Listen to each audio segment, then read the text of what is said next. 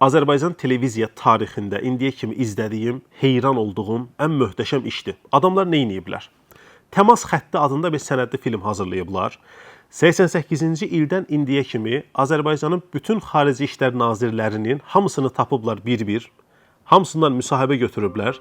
Hər nazir öz dövrünü söyləyəcək. Hamısı Moskvadan idarə olunurdu. Prezident məndən soruşdu ki, buna çox mazandıranla danışıb. İndi bilmirəm, mən sizin sualınıza cavab verdim yoxsa? Çox diplomatik. Və cənab prezidentə belə bir ritorik sual da verir. Siz istəyirsiniz ki, məni öldürsünlər?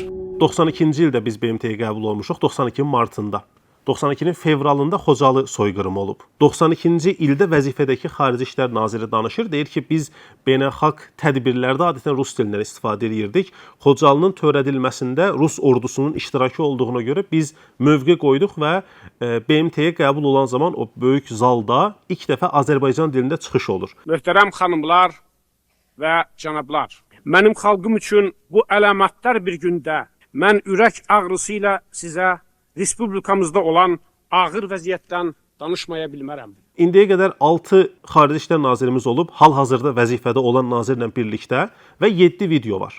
Hər nazirin bir videosu var. Sonuncu nazirin bu Qarabağ müharibə öncəsi, müharibə, sülh müqaviləsi, antiterror, hazırki vəziyyət bunlarla bağlı danışılası məsələlər çoxdur deyə 2 uzun video var. Kənardan baxan sadə insan olaraq deyək ki, içəridə bizim gördüyümüz bir müharibə gedirdi ordu tərəfindən. Çöldə də nə qədər təzyiqlər var imiş və diplomatlarımız orada bir növ müharibə verirmiş. Nə izlənə bilər YouTube-da, Azərbaycan dilində və o cəhətdən baxmaq olar.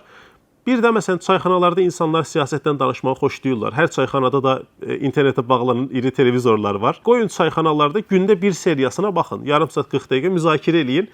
Yəni irəli sürülən fikirlər biraz daha əsaslı olar onda. Zarafat bir yana, ictimai son zamanlarda yaxşı işlər görür, ictimai televiziya. Bir-iki gün əvvəl bitirdim, baxıb, hətta bu gün də bəzi hissələrinə təkrar baxdım.